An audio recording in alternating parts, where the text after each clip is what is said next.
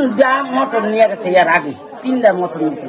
তারপরে মোটর একটা পুরোটা দিছে, ডাং পার পাইছে মোটরটা ডাং পার পাইছে। ডাং পার পাইয়া সামুনিয়া আছে ই করছে, লাগাইছিল।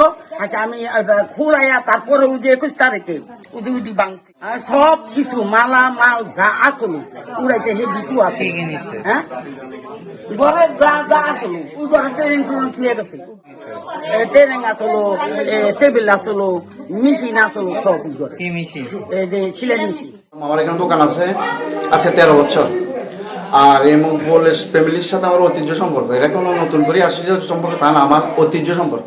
এই যে দিন এই ঘটনা, ওই দিন মালা 20 তারিখে কয় তারিখ নাকি, ওই দিন রাত্রে আমার ছেলে ওয়াইফাই নিচে বসে বসে মোবাইল টিপতেছে, আমি দোকানে বসে মোবাইল খবর দেখতেছি। তখন আমার ছেলে একটা আওয়াজ হইলো, তার এই পিছের দর যারা স্টিলের ভাঙিয়ে এনেছে, আপনারা দেখতে পারবেন, ভাঙিয়ে এনেছে ঠুস করে আমার ছেলেটা টের পাইছে। ওই যে সামনে বসা আমার পাশের বাড়ি তো আমার ছেলে টের পায়, দৌড়ে আছে। আসার পর ধামধুম করে বাড়ি চলে গেছে, দৌড়ে ওদিকে উত্তর দিকে। আমার ছেলেটার পানো চোর করে ছিলেছে। আমি বাড়ি আসলাম, নবীগতে ওই বাড়ির একজনে সে আসলো। আসার পর কাছেরও ডাক দিলাম, এরা সব কাছের বসে আসলো, তোমরা এই পাশে আমরা এই পাশে। সন্ধ্যার সময় চোরটা আসলো করতে গেছে 10:30 বাজে। এইভাবে তার আরো 3টা মোটর চুরি হয়ে গেছে। আমরা 5 লাখ টাকার উদ্দেশ্য হলো তার গত মাসে আরো 3টা মোটর চুরি হয়েছে। প্রতি সপ্তাহ 5 দিনে 3 দিনে আমাদের চুরি হয়। এত ইমিমি থায়, ঢাকায় বিয়েতে গেছে, ইমিমি থায়, এত বিশেষ থায় না। এখন তার এগুলো চুরি হয়ে গেছে। আর 3টা মোটরের মাঝে একটা মোটর আমরা উদ্ধার করছি। ওই বাড়ির শারমিন আমার বলতেছে, মামা আমগো ওই ঘরের সামনে কাছের হবো, এটা কি বলেছে দেখেন তো একটু আগে। তখন আমি ওই কাছের বাড়া শামীম, মসজিদের মুসল্লি 2জন, আমি আবুল হোসেন, খুরশিদ, আমরা 5 জন যাই। বস্তাটা দেখি কি কাছের বাড়ির সামনে আগের তলে বস্তাটা টানে দেখি আমি একটা মোটর পাইলাম। মোটরটা আমার কাছে রাখলাম, তখন তাদেরকে খবর দিলাম, তারা মোটরটা নিয়ে গেল। একটা মোটর পাইছি 3টার থেকে। আর 4 নম্বরটা যখন ওই রাত্রে গেল না, আমি দৌড়ে আসি। আসার পর দেখি দরজা ভাঙা। আমি টানে দেখলাম, হ্যাঁ একটা লোক ঢোকা যায়। একজনে হয়তো টানে দিচ্ছে, আরেকজনে ঢুকছে, একজনের কাজ নয় এটা।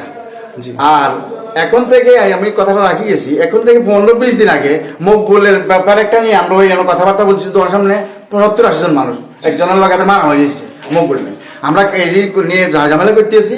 একটা সুযোগ পাই, এই রাঘবুল নাতি ইমন, ওই ছেলেটা এই বাড়িটা খালি পায়। এই বাড়িটা কেউ নেই তখন, এই বাড়ি নিয়ে আলোচনা হয়েছে রাস্তায়। এই বাড়িটা খালি পর্যন্ত বেড়াটো কিউড়ি, সে কি করলো, এই তার ঘরে ঢুকলো। ঢুকার পর কে দেখছে, দেখার পর আমাদেরকে আসছে। আমরা আসি ধরে দাঁড়িয়ে ভালো মতো পালিশন দিলাম, দিই।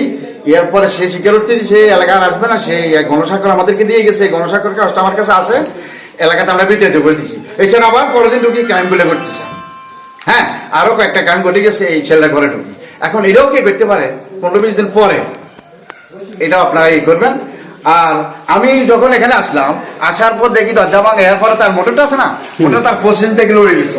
মোটরটা গোড়া পজিশন থেকে লড়ে গেছে, না ঘুরিয়ে নিয়েছে, নিতে পারো না। আমার ছোট টের পাই গেছে, এই মোটরটা সেদিন নিয়ে যাতো, নিতে পারো না। 1 আর 2 নম্বর আইপিএসটা আছে না, আইপিএসটা আমি কি দেখাবো? আমি পরে চুলা, এই যে গ্যাসের চুলা আছে, এই যে গ্যাসের চুলা আছে, গ্যাসের চুলা। আর ঘরের মধ্যে কিচ্ছু নেই।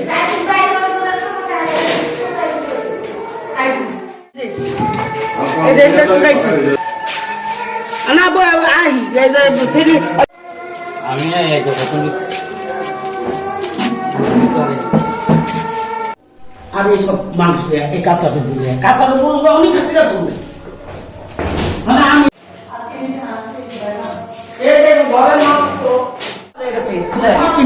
চুলা, এই যে গ্যাসের চুলা আছে, এই যে গ্যাসের চুলা আছে, আর ঘরের মধ্যে কিচ্ছু নেই।